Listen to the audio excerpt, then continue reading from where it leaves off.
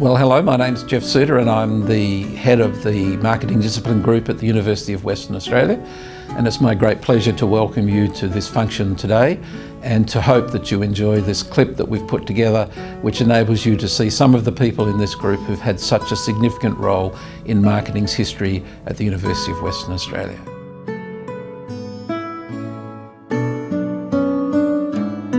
You know, the fondest memory, and the nice thing is it happens twice a year, is when all of the marketing people who've, had an input. Because, one person, when I teach a class, I just do part of it. But when all of the people who I work with in the marketing show up at graduation, and we get to see those students and their families, and I can, give them a good send-off. And I know that, not only what I did, but what everybody else did, it's really going to have an impact on their life. And hopefully, going to get them a real good job and a good career.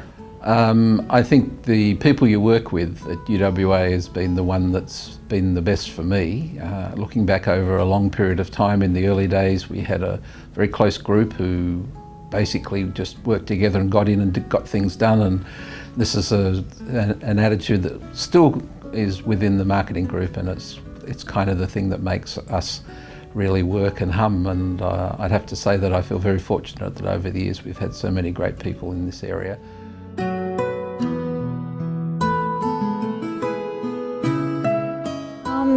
I guess I've been fascinated since I was a small child about cultural similarities and differences and how people behave in different countries, different places, different people. And so most of my research and teaching has been focused on looking at cultural similarities and differences. We were able to explore this in a book, Marketing Across Cultures, which is now in its 6th edition, and I'm able to share that with students, and we really look at what the reasons for differences in people's behaviour are and how those differences might impact all aspects of marketing, from pricing, advertising, even just understanding behaviour. So that's probably what's interested me most and driven most of my research. I've had the privilege of actually working on a cross-section of different areas, but one in particular that usually gets people talking is about accents. Currently my research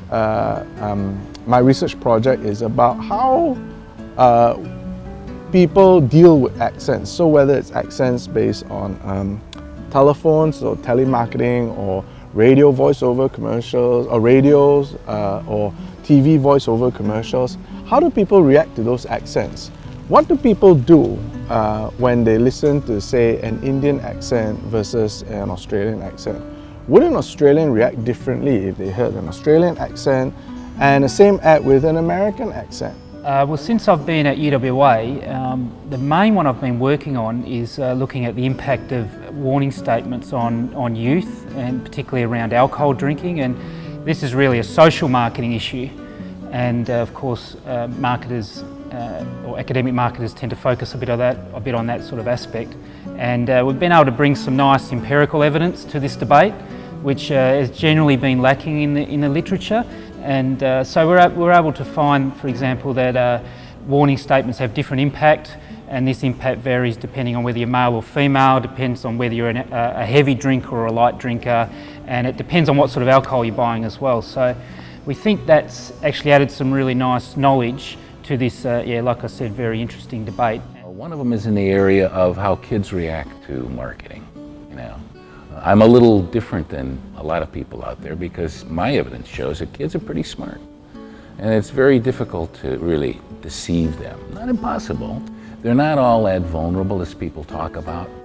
I know in probably the 20 or so experiments I've done in the last 10 years with kids, that they continue to amaze me and how they understand how marketing works enough to understand when they're being sold something that really doesn't deliver. One that comes to mind is the marketing systems used for buying and selling women and children and body parts. So for example, that would fit under the rubric of the trafficking of humans.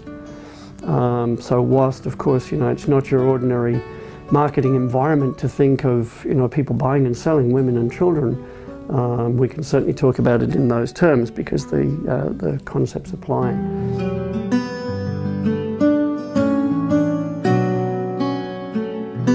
marketing to me is the most stimulating, most fun, sexiest field of study you can have.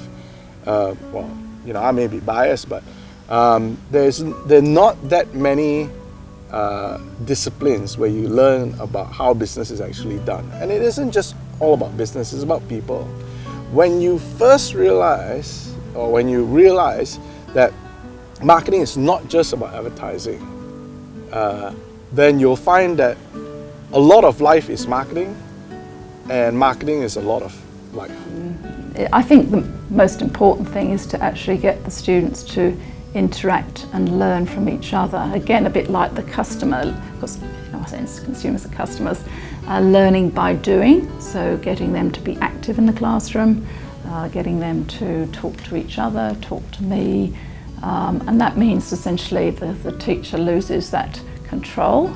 So in the beginning that's a little bit sort of scary when you want to get through this agenda for the day, but certainly learning from the students learning from each other, and honestly I learn from the students too. Most of that work I teach in a unit here called Marketing and Society, which in simple terms looks at the potential positive well-being impacts of marketing.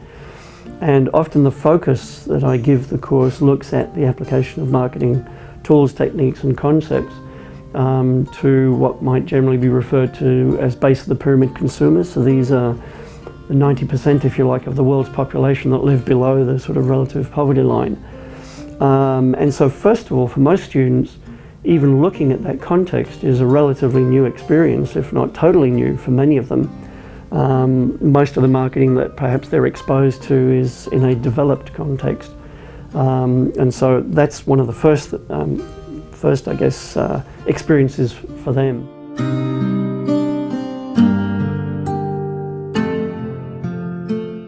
I think the thing that's really important, well, I'll go back to a comment that a good friend of mine who was just retired as the Dean at Cornell, which is where I did my graduate work, commented to me very early on, and he said, there are only two things that matter, making it and selling it. The rest is just keeping score. And I think marketing is very much about that. How is it that we can work out what to make, and then to make which satisfies people's needs, and then having made those things, what do we do in order to ensure we sell them in a way that actually enables us to achieve our objectives? I think we give students a real good background in the area, and it's not just just marketing focus. I think we're able to bring in a lot of different areas. All of the marketing people have experience from industry, have a background other than marketing as well. You know, we've got some people who have a finance background, other people have a mathematical background. You know, I've got sort of an arts background from advertising.